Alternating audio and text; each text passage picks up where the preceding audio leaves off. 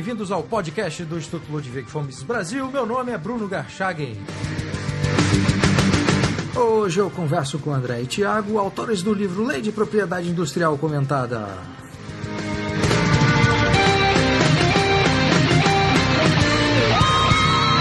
Sejam muito bem-vindos, André e Tiago.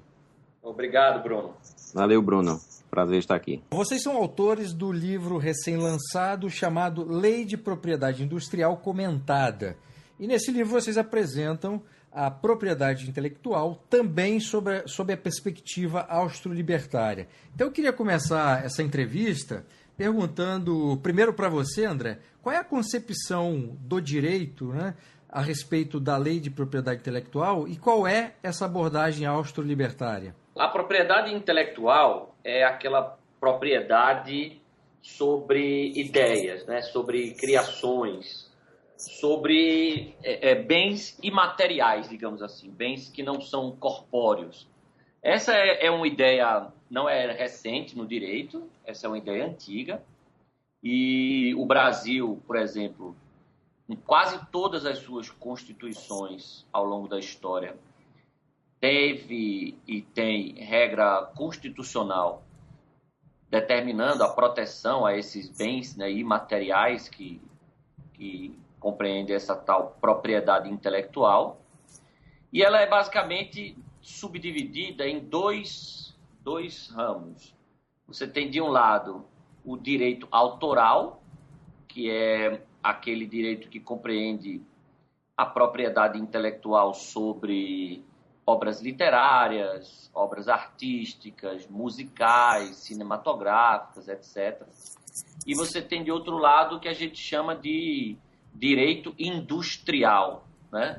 Ou direito de propriedade industrial, que seria a parte da propriedade intelectual que cuida das patentes, das marcas, das indicações geográficas, desenhos industriais, ou seja, criações mais voltadas à exploração da atividade econômica. É por isso que até geralmente no direito a gente estuda mais o direito autoral no âmbito do direito civil e o direito industrial mais no âmbito do direito empresarial. A perspectiva austro-libertária sobre esses direitos de propriedade intelectual é a seguinte, que não se trata, na verdade, de direito de propriedade, né? Mas um direito de monopólio. Não é bem propriedade intelectual, mas um monopólio intelectual. E aí há vários argumentos para descaracterizar isso como propriedade e sim como monopólio. E isso é interessante, Bruno, que embora a gente fale dessa perspectiva austro-libertária, esse ponto hoje, ele é até, eu podia dizer que ele é majoritário até mesmo entre os próprios defensores da API, né? A ideia de que não se trata de propriedade, sim de monopólio. A questão é que, mesmo aqueles que reconhecem, no mainstream acadêmico, né, aqueles que reconhecem que não se trata de propriedade, mas de monopólio, eles acabam justificando a existência desse monopólio com base em um outro argumento, que a gente classifica como um argumento utilitarista, que é aquela ideia, não, eu sei que é um monopólio, não é propriedade, mas é preciso haver esse monopólio temporário concedido pelo governo para que haja um estímulo à inovação, né, um estímulo ao desenvolvimento tecnológico, científico, cultural, etc.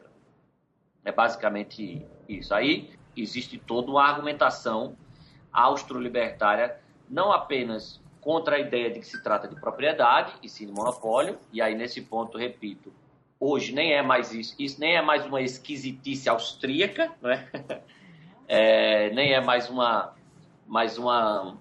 coisa que só os austríacos defendem, não, isso é algo até hoje, eu diria, majoritário. E tem o segundo argumento, que é a demonstração de que esses monopólios temporários, eles, na verdade, não estimulam a inovação, não estimulam o desenvolvimento tecnológico, científico e cultural, pelo contrário, eles atrasam. E também nesse ponto, eu penso que já não é mais também uma esquisitice austríaca, nenhuma uma exclusividade austríaca, não. Você tem autores também não austríacos que vêm sustentando esse ponto de vista. E pegando o gancho aí do que o André falou, como ele disse, são basicamente dois argumentos que justificam a propriedade intelectual, né? É o argumento que a gente chama de justnaturalista, né? Que é a propriedade intelectual como um direito natural, que traz a concepção de John Locke, né? Que o homem tem o direito natural aos frutos do próprio labor, e isso incluiria as criações intelectuais. Essa justificativa também ganhou força com a Declaração Universal dos Direitos do Homem, né? Depois, no pós-guerra, em 1948, que tratou como direito humano a proteção dos interesses imateriais, né, morais e materiais dos trabalhos científicos, literários e artísticos. E tem no meio libertário o apoio também de Ayn Rand, né, que fala que o governo não concederia, ele não concede um privilégio, ele apenas certifica a origem de uma ideia. Então, essa seria a concepção justnaturalista que justificaria a propriedade intelectual, que, como o André falou, é uma concepção que não tem muito apoio. Na verdade, a propriedade intelectual ela é criada, legalmente ela é instituída com um argumento utilitário, né? Ela só se justifica se ela estimular, incentivar a inovação, o desenvolvimento tecnológico. A Constituição americana ela tem uma cláusula que diz que o Congresso pode conceder patentes e direitos autorais para promover o progresso das ciências e das artes, e a Constituição brasileira também tem essa cláusula que diz que a patente ela tem que ter esse fim para o desenvolvimento tecnológico, né? Então, até juridicamente é possível argumentar contra a propriedade intelectual se ficar constatado que ela simplesmente não tem esse fim, né? Esse fim não é obtido. A Constituição fala isso no artigo 5º, inciso 29. Ela diz: a lei assegurará aos autores dos inventos industriais privilégio temporário, que é até interessante que a Constituição não fala em propriedade, ela fala em privilégio temporário, seria, ou seja, um monopólio, para a sua utilização, bem como proteção às criações industriais, à propriedade das marcas, aos nomes de empresas e a outros signos distintivos, tendo em vista o interesse social e desenvolvimento tecnológico e econômico do país. Agora, André, essa justificativa que você já tinha mencionado e que o Tiago acabou de dizer, que justifica a existência da propriedade intelectual, né, que ela promoveria ou favoreceria o desenvolvimento científico e tecnológico. Do ponto de vista empírico, isso acontece? Há dados que fundamentam essa justificativa? Não, aí é que está. Esse é o outro ponto que a gente aborda. No livro, primeiro a gente tenta refutar a ideia de que é propriedade, né? Mostrando que, na verdade, não é propriedade, é um direito de monopólio. E, como eu disse e repito, esse já é hoje um entendimento até que posso dizer majoritário na própria doutrina dos defensores da PI. E o outro ponto é que a gente tenta mostrar que também o segundo argumento, o argumento utilitarista em defesa da propriedade, ele não dos monopólios intelectuais, ele não sustenta. E aí, mais uma vez, não é hoje também uma exclusividade austríaca isso. Hoje até autores não austríacos defendem isso. Basicamente, uma das principais referências bibliográficas da gente quanto a esse ponto é um livro de dois economistas americanos, Michele Boulding e David Levine, chamado Against the Intellectual Monopoly, né? Contra o monopólio intelectual, contra os monopólios intelectuais. E eles trazem vários dados empíricos mostrando que, na verdade, a instituição de monopólios intelectuais ela tem um efeito contrário ao pretendido. Em vez de estimular o desenvolvimento, ela atrasa. Isso não é uma opinião exclusiva deles, né? A gente cita também outros trabalhos, né, que mostram isso. O trabalho da Petra Moser, que foi publicado no Journal of Economic Perspectives em 2013, chamado Patents and Innovation, Evidence from Economic History.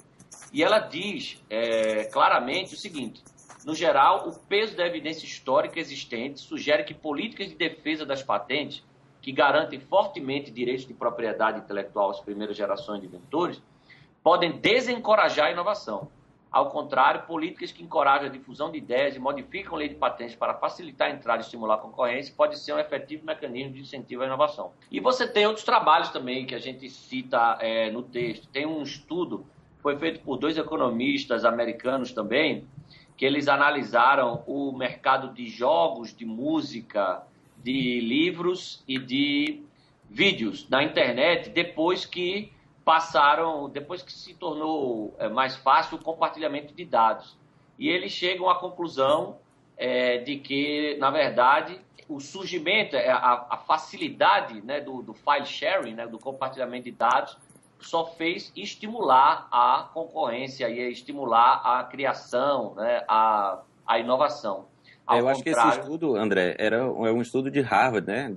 Isso, exatamente. Mostra São 2 que... economistas. Um deles é de Harvard e o outro é da Universidade do Kansas. Né? É o Felix Oberholzer-Gee, da Universidade de Harvard, e o Coleman Strumpf, da Universidade do Kansas. Isso, que eles mostram que após o compartilhamento de música pela internet, o consumo de música aumentou, né? O gasto do consumidor com entretenimento, com música, aumentou significativamente.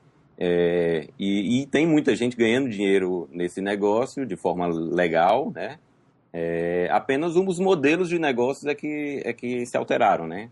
Que se modificaram. Exatamente, isso é muito interessante, porque as pessoas pensam que sem propriedade intelectual o mercado pararia de inovar, né? Ignorando toda a natureza dinâmica do mercado e a destruição criativa de que Schumpeter falava. Então, na verdade, o que acontece é que modelos novos de negócio surgem.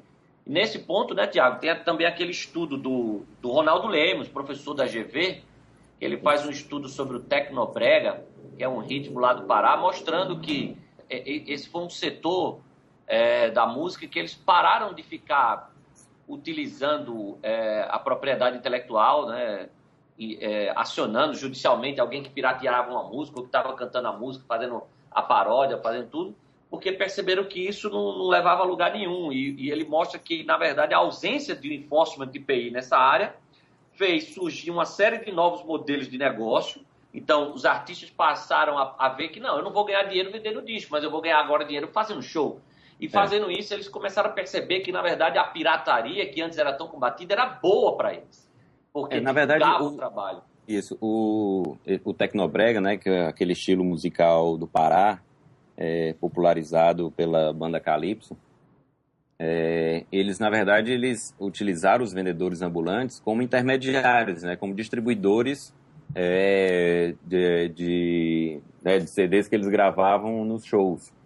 E aí as bandas passaram a utilizar esse mecanismo de distribuição, e as bandas mais bem-sucedidas, né, que ficavam mais conhecidas, tinham seus shows lotados, shows para 10, 15, 20 mil pessoas. Esse modelo de negócio também existe lá no Ceará e no Nordeste em geral, em relação ao forró. A maior parte dessas bandas de forró que fazem muito sucesso hoje, Aviões do Forró e até o Wesley Safadão, eles se popularizaram muito no Nordeste por meio desses vendedores ambulantes, distribuição gratuita de mídia. E o faturamento, né, o lucro deles é obtido basicamente a partir de shows.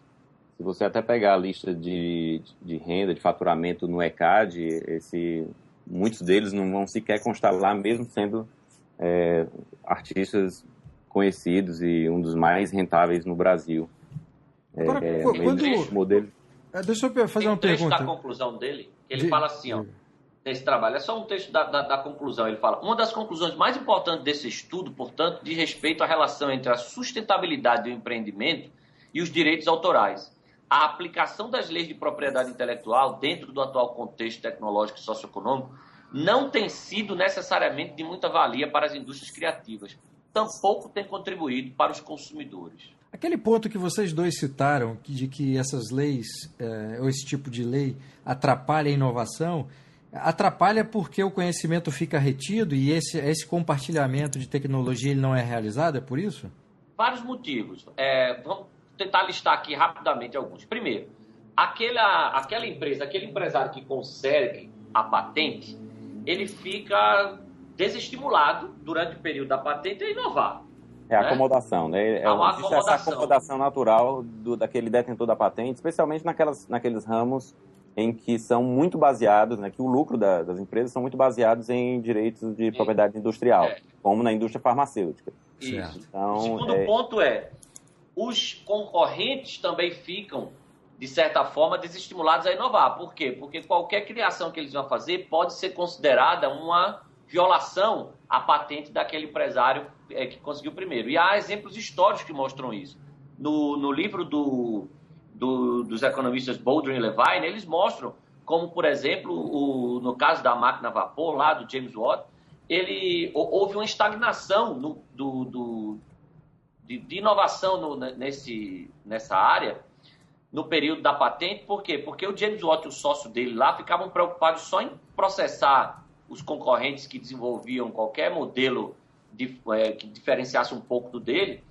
E assim que a patente caiu, 5 ou 6 novos motores, novas tecnologias nessa área foram lançados. Ou seja, o pessoal estava só esperando terminar a patente com medo de lançar antes e serem acusados. E tem mais. No período de duração da patente, o fato de você desestimular concorrentes a lançarem com medo de serem considerados uma violação e proteger o que criou primeiro, impede o famoso brainstorming que há em mercados que estão passando por surtos de inovação. Porque, Bruno, imagine que você e o Thiago somos concorrentes numa determinada área e você conseguiu chegar primeiro ao resultado, foi lá e patenteou.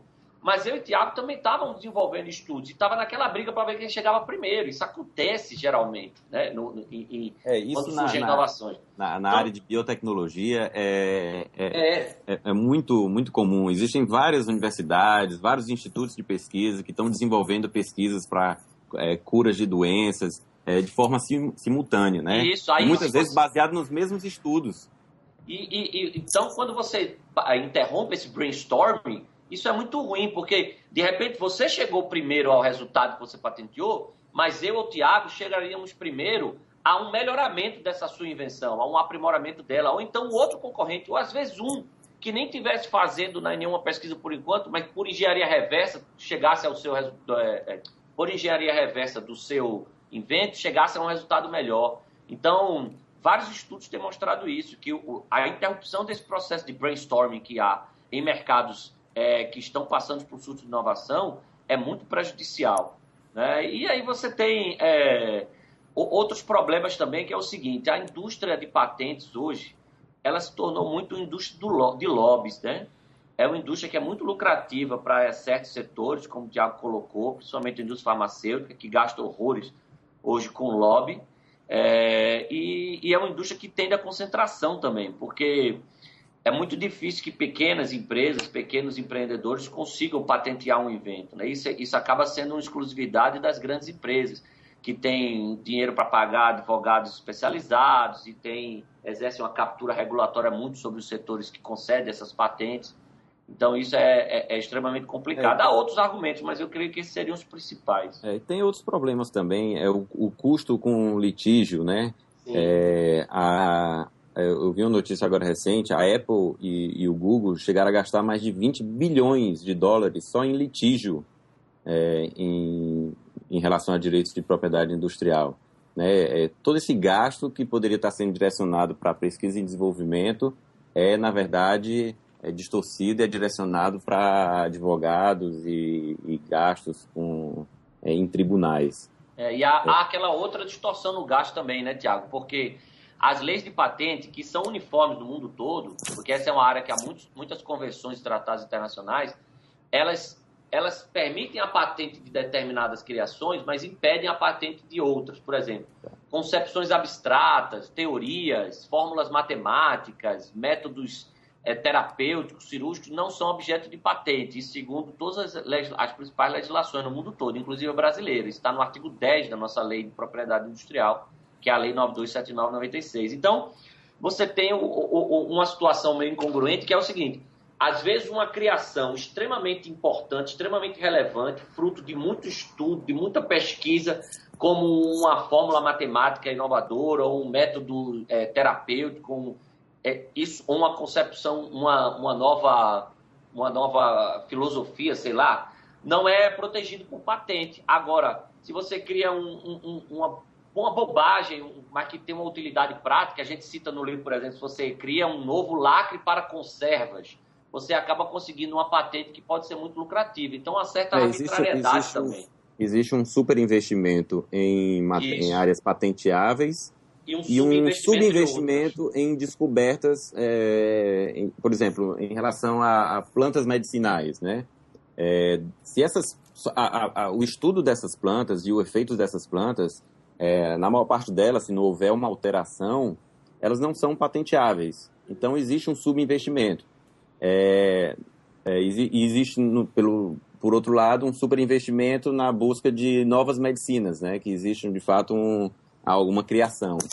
Então, e aí existe um problema paralelo, que é a tentativa de se utilizar de conhecimentos tradicionais e descobertas, né, de plantas específicas de um determinado local e tentar patentear a partir de pequenas modificações da substância, né?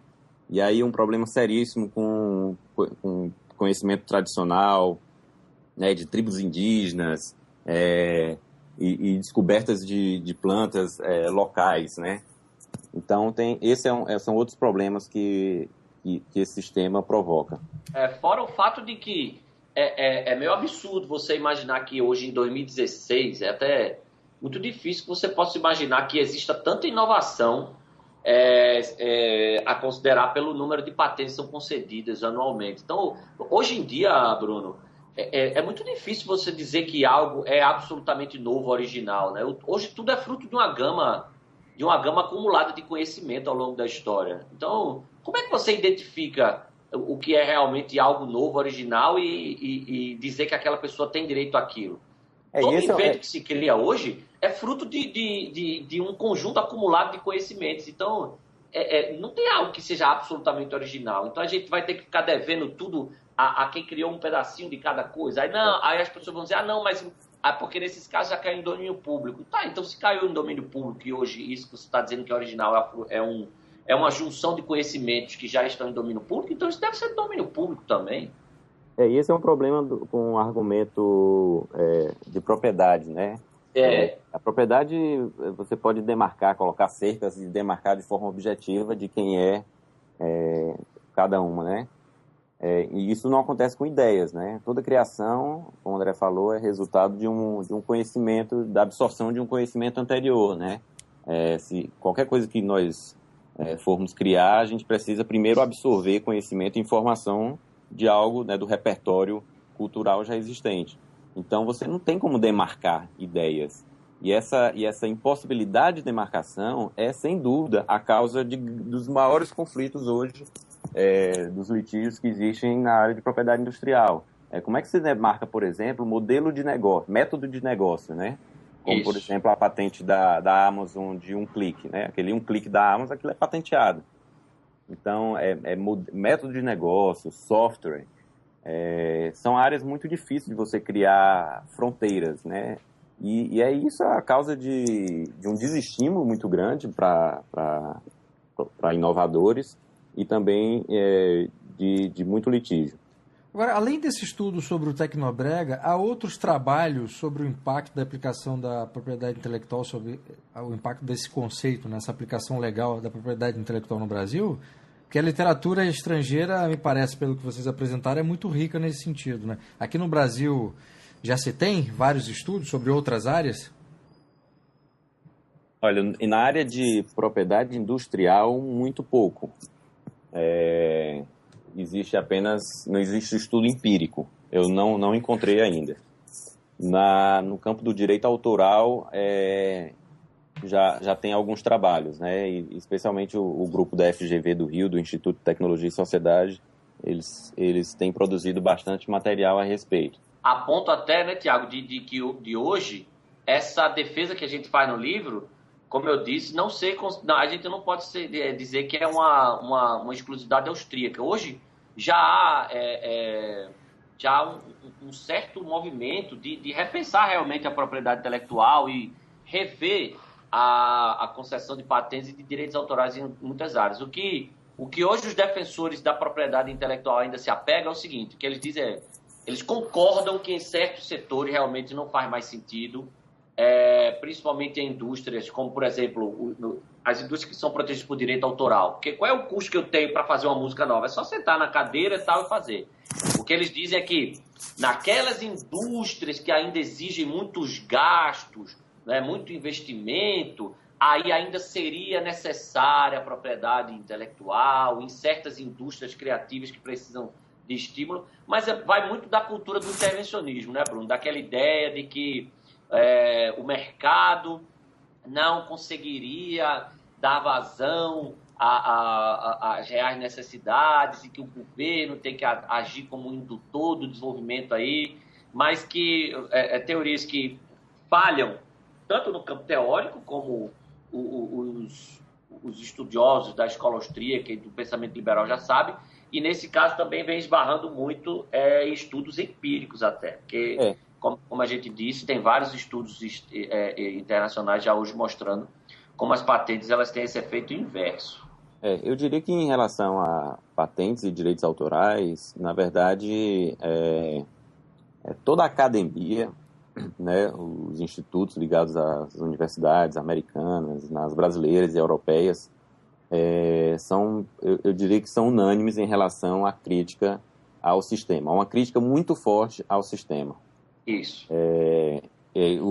A gente também cita um estudo empírico também da literatura internacional, né, de 2 economistas americanos, que tem um livro que eles analisaram só em relação a patentes, né, todos os argumentos em prol das patentes. E eles questionam, inclusive, essa ideia do incentivo financeiro, né, e a eficácia das patentes. Eles mostram que grandes partes das empresas, na verdade, preferem ou o segredo de empresa, ou a vantagem do pioneirismo, né, do primeiro desenvolvedor.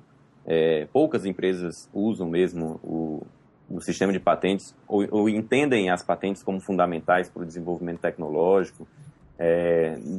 E quando esse incentivo existe, ele está basicamente concentrado na indústria farmacêutica. Que é uma indústria que ainda sustenta todo o lobby, né, Tiago? Exato. E na Europa também existe uma crítica muito forte ao sistema. E até na imprensa em geral, a Economist fez uma reportagem no ano passado que é uma crítica assim, gigantesca a todo o sistema. E eles relembram, inclusive, um editorial que foi feito lá em meados do século XIX, 1851, se eu não me engano, em que eles defendiam, no início, a abolição do sistema de patentes. E eles já citavam, naquele momento, vários problemas que viriam a ser comuns hoje em dia, né? Os trolls de patentes, que são aquelas... as empresas que desenvolvem uma tecnologia, mas elas não conseguem chegar a um produto final. E aí elas ficam ali aguardando outras empresas maiores, né, se desenvolverem e desenvolverem um produto, e aí elas vão lá tentar extorquir, tentar conseguir algum licenciamento, dizendo que elas já tinham aquela tecnologia. Sabe-se que, por exemplo, a Apple paga cerca de 1% do valor do iPhone, ela paga para um troll. Para um troll, para uma dessas empresas que desenvolveu apenas um pedaço da tecnologia, mas que não estava de domínio público. Enfim, ela conseguiu obter um acordo com a Apple. Então, já a Economist, lá no meados do século XIX, já defendia a abolição do sistema de patentes. E ela retoma esse editorial e mantém todas as críticas que lá naquele momento eram feitas. E no editorial recente, eles só não chegam a pedir abolição porque citam que isso poderia ter algum conflito ético em relação a direitos de propriedade, né? Já caindo nessa armadilha da ideia da propriedade intelectual como um direito de propriedade similar a algum direito de propriedade tangível, que não é, né? Que a gente sabe que, na verdade, é um monopólio, um privilégio. Mas, assim, não é a primeira matéria que a revista faz. O New York Times fez também matérias recentes criticando fortemente o sistema de patentes, criticando a reforma que foi feita em 2011 nos Estados Unidos, que foi muito pequena, não alterou significativamente a lei. A Apple e o Google também já fizeram inúmeras críticas ao sistema de patentes. Hoje a gente vê muitos grandes empresários, né, que trabalham no setor de tecnologia, que estão abandonando, estão abrindo seus códigos, né? O Elon Musk emitiu um comunicado há cerca de 2 anos dizendo que eles não iriam processar quem usasse de boa fé os seus inventos. E isso tudo porque ele sentiu que o mercado de carros elétricos não está se desenvolvendo na velocidade que ele esperava, né?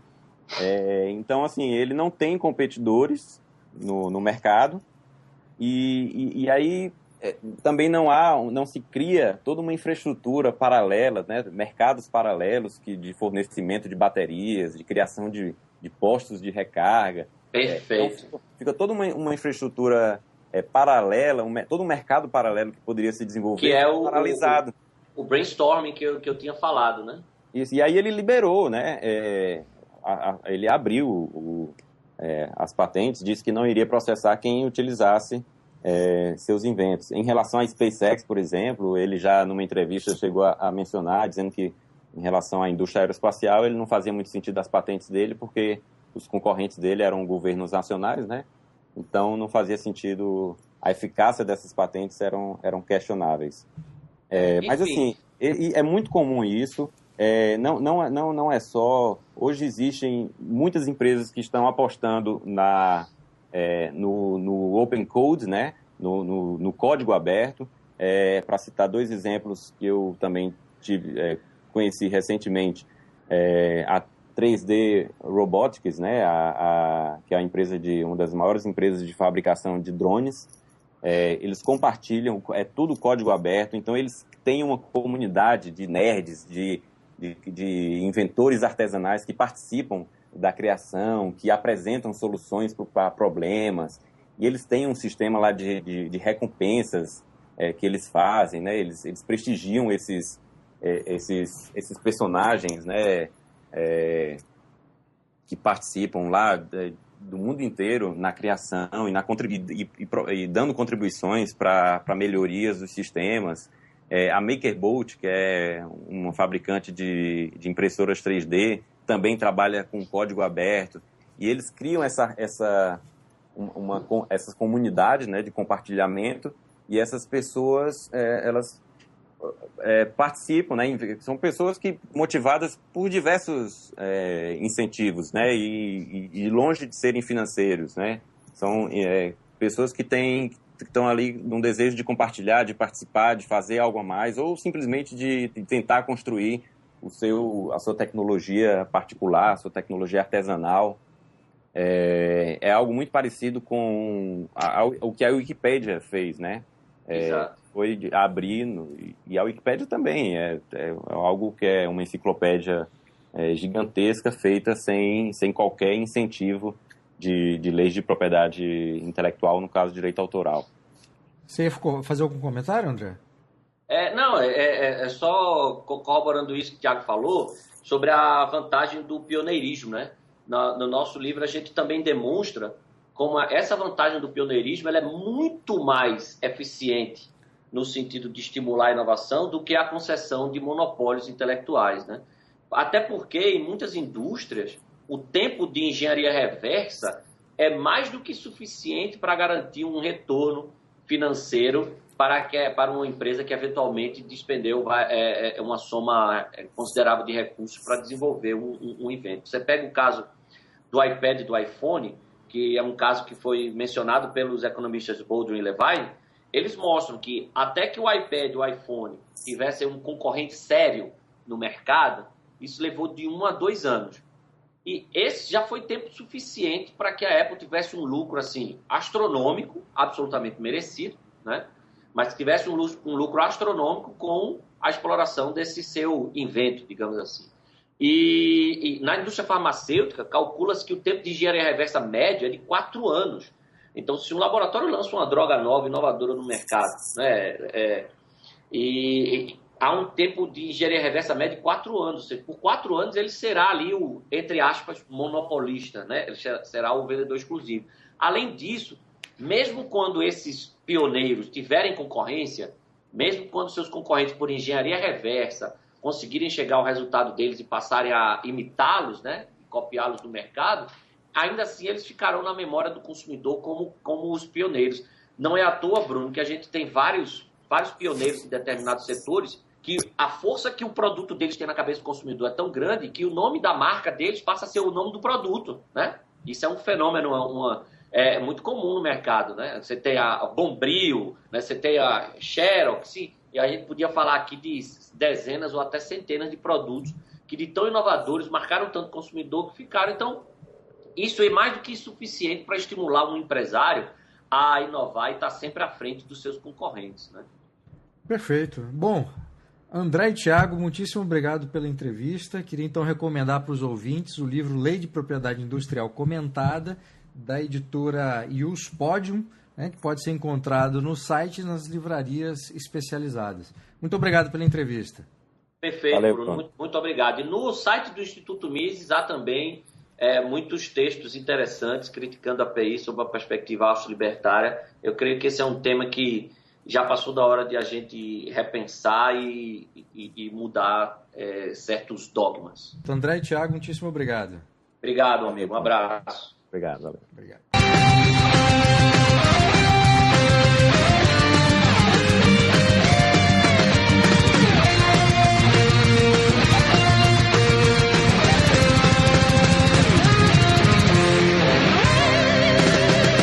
Este foi o podcast do Instituto Ludwig von Mises Brasil. Meu nome é Bruno Garchagen.